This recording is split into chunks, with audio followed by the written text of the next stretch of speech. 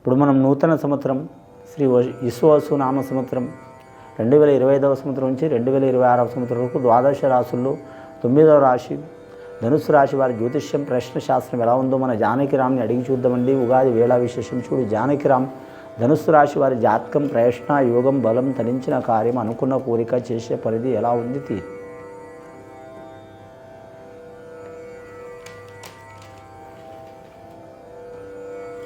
ధనుసు రాశి వారి జాతకంలో విష్ణు ఈశ్వర్ బ్రహ్మ వచ్చినండి వారి పేరు మీద. విష్ణు అంటే వారి జాతకంలో చూడాలంటే అలంకార ప్రియుడు అని మాత్రం, శివుడు అంటే మాత్రం అభిషేక ప్రియుడు, బ్రహ్మ అంటే వారి జాతకంలో చూడాలంటే మాత్రం అందరి తలరాత రాసేవాడు. ముఖ్యంగా ఈ ధనుసు రాశి వారి పేరు మీద విశేషమైన యోగం ఉన్నదండి. గురుబలం, రాహుబలం, కేతుబలం 3 గ్రహాలు అనుకూలంగా ఉన్నాయి. నూతన కార్యక్రమాలు మొదలుపెట్టే అవకాశం ఉంది. నూతన వాహనం కొనే అవకాశం ఉంది. అలాగే వారి జ్యోతిష్యంలో చూడాలంటే మాత్రం వారి గృహ నిర్మాణం చేయాలనుకున్న, స్థలం కొనుక్కోవాలనుకున్నా, ఏ పని చేసినా కలిసి వచ్చే అవకాశం ఉంది. వారు ఎక్కడ పోయినా మాత్రం వారి మాట చాతుర్యంతో నలుగురిలో మాట గెలిచి వచ్చే అవకాశం ఉంది. అలాగే తీర్థయాత్ర ఫలప్రాప్తి వస్తున్నది వారి పేరు మీద. వారి జాతకంలో చూడాలంటే గృహంలో మాత్రం చాలా సంతోషకరమైన వాతావరణం నడుస్తుందండి. వారికి నవగ్రహాల్లో మాత్రం 5 గ్రహాలు అనుకూలంగా ఉన్నాయి, 4 గ్రహాలు అనుకూలంగా లేవండి. కానీ వీరి జ్యోతిష బలంలో చూడాలంటే మాత్రం ముఖ్యంగా రాజకీయ నాయకులకు తిరుగు ఉండదు. వారి పేరు మీద అనుకున్నది సాధించే అవకాశం ఉంటుంది. వారు ఎక్కడ పోయినా మాత్రం ఎక్కడ కాలు పెట్టిన విజయలక్ష్మి వరించే అవకాశం ఉంటుంది.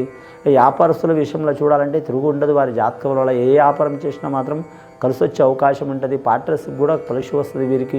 వీరికి పడరాని వాళ్ళు కూడా శత్రువులు కూడా మిత్రులయ్యే అవకాశం ఉంది. కుటుంబ సభ్యుల సౌఖ్యం చాలా వరకు ఉంటుంది వీరి పేరు మీద. అలాగే వీరి జాతక బలానికి విద్యార్థులకు మాత్రం విద్య విషయంలో తిరుగు ఉండదు. గురుబలం ఉన్నది వీరి జాతక బలానికి. వారు ఏ రంగం చదువుతున్న వారైనా సరే కలిసి వచ్చే అవకాశం ఉన్నదండి. కానీ మాత్రం డాక్టర్ రంగం కావచ్చు, అలాగే మాత్రం టీచర్ రంగం కావచ్చు, అలాగే ఇంజనీర్ రంగం కావచ్చు, అలాగే వీరి జ్యోతిష్యంలో చూడాలంటే ఏ రంగంలో చదువుకుంటున్న వారైనా సరే కలిసి వచ్చే అవకాశం ఉంటుంది వీరి జాతక బలంలో.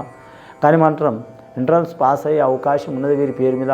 అలాగే గవర్నమెంట్ నుంచి మాత్రం వీరు పేరు ప్రఖ్యాతులు సాధించే అవకాశం ఉంది. జిల్లా స్థాయి కావచ్చు, లేదా రాష్ట్ర స్థాయి కావచ్చు, దేశ స్థాయిలో కూడా పేరు ప్రఖ్యాతులు సాధించే అవకాశం ఉంది. ముఖ్యంగా స్త్రీలకు అనుకూలంగా ఉంటుంది వీరి జాతకంలో. కళ్యాణ వివాహం కాని వారు కలిసి వచ్చే అవకాశం ఉంటుంది. మూల నక్షత్రం సరస్వతి నక్షత్రంలో పుట్టిన వారికి చాలా వరకు అదృష్ట యోగ బలం ఉంది. ఆ జ్ఞాన సరస్వతి దేవతని, ఆ బాసర సరస్వతి దేవతని వీరు దర్శనం చేయడం చాలా వరకు మంచిది. పూర్వాషాఢ నక్షత్రం వారు మాత్రం లక్ష్మీమాతను పూజ చేయడం మంచిది. శుక్రవారం, గురువారం మంచిదండి వీరి జాతక బలానికి. మూల నక్షత్ర జాతకులకు లక్కీ నెంబర్ 7 వస్తుందండి. చాలా వరకు శుభకరం ఉంటుంది. 7 సముద్రాలు ఏదైనా సరే వీరు అనుకూల సాధిస్తారు. కానీ పూర్వాషాఢ నక్షత్రం వారికి లక్కీ నెంబర్ 6 వస్తుందండి. వీరు అరిషడి వర్గాలు అణిచివేసుకొని అనుకూల సాధించే అవకాశం ఉందండి. అరిషడి వర్గాలు అణిచివేయడం అంటే కామ, క్రోధ, లోభ, మద, ఆశ్చర్యం వీరి దరిచేరనివ్వకుండా మాత్రం వీరు ఒక దారిలో నడిచే అవకాశం ఉంటుంది. ముఖ్యంగా వీరికి ఎక్కడ పోయినా మాత్రం గౌరవాదులు లభించే అవకాశం ఉంది. కానీ మాత్రం ఇందులో ఒక విశేషమైన యోగం ఉన్నదండి. మే నెల నుంచి పడితే అక్టోబర్ నెల వరకు మాత్రం చతుర్థ స్థానంలో శని ఉంది కాబట్టి కొద్దిపాటి ఇబ్బందులు పడే అవకాశాలు ఉన్నాయండి. మే నెల నుంచి అక్టోబర్ వరకు అంటే 5 నెలలు కొన్ని ఇబ్బందులు వస్తాయి వారి పేరు మీద. ఆకస్మికంగా అనారోగ్యం పాలు కావటం, లేనిపోని నిందలు రావటం, లేనిపోని చికాకులు రావటం, నమ్మిన వారు మోసం చేయటం, కుటుంబంలో ఆకస్మికంగా అనారోగ్యం పాలు కావటం, ధనంలో నష్టం రావటం, రుణ చిక్కులు కావటం, కానీ మాత్రం గృహంలో లేనిపోయిన నష్టాలు రావటం, కానీ మాత్రం మాతృవర్గం సైడ్ ఉన్న వాళ్ళకు ప్రాణాపాయం కలగటం, పితృవర్గం సైడ్ ఉన్న వాళ్ళకు ప్రాణాపాయం కలగటం, అన్నదమ్ములతో విరోధం రావటం. కానీ వీరికి డైరెక్ట్ ఎవరు ఏం చేయరండి, ప్రేమతోనే ముంచే అవకాశం ఉంటుంది. కాబట్టి చాలా జాగ్రత్త పాటించాలి. ఈ రాశి వారు చతుర్థ స్థానంలో శని రాబోతుంది కాబట్టి ఎప్పుడు మే నెల నుంచి పడితే అక్టోబర్ వరకు ఆ ఘడియలో శని స్థానం ఇబ్బంది పెడుతుంది. కాబట్టి నవగ్రహాల్ని శనీశ్వరుని పూజ చేయించాలి. అలాగే షిరిడి ప్రాంతంలో వెళ్ళి శని సింగణాపూర్ పోయి ఆడ శనీశ్వరుని పూజ చేయటం, కాలభైరవుని పూజ చేయటం చాలా వరకు మంచిది. అలాగే అందరి దేవతల్ని శివుడికైనా మాత్రం శనీశ్వరుడు ఇబ్బంది పెట్టినండి. కానీ ఒక్క రాముడికి, శివుడికి, సత్యహరిచంద్రుడికి, మహామహుడికి ఇబ్బంది పెట్టినండి. ఒక్క ఆంజనేయ స్వామికి పెట్టలేదు. కాబట్టి ఆంజనేయ స్వామిని ఆకు పూజ చేయడం కూడా చాలా వరకు మంచిది. ఈ రాశిలో పుట్టినవారు, ఈ నక్షత్రంలో పుట్టినవారు ఖచ్చితంగా మాత్రం మీరు జాతకానికి ఏదైనా 1-4 సార్లు ఆలోచించి నిర్ణయాలు తీసుకునే అవకాశం ఉందండి. వ్యాపారస్తులకు వ్యాపారంలో తిరుగు ఉండదు. అలాగే గృహస్థులకు భార్యాభర్తల మంచి ఉంటుంది. సంతానం కలగని వారికి సత్సంతాన ప్రాప్తి కలిగే అవకాశం ఉంటుంది. కళాకారులకు గురుబలం ఉంది కాబట్టి ఎక్కడ పోయిన వారు పేరు ప్రఖ్యాతులు సంపాదించుకునే అవకాశం ఉంటుంది. వీరి జాతకంలో క్రీడాకారులకు కూడా మాత్రం పేరు ప్రఖ్యాతులు సంపాదించుకునే అవకాశం ఉంటుంది.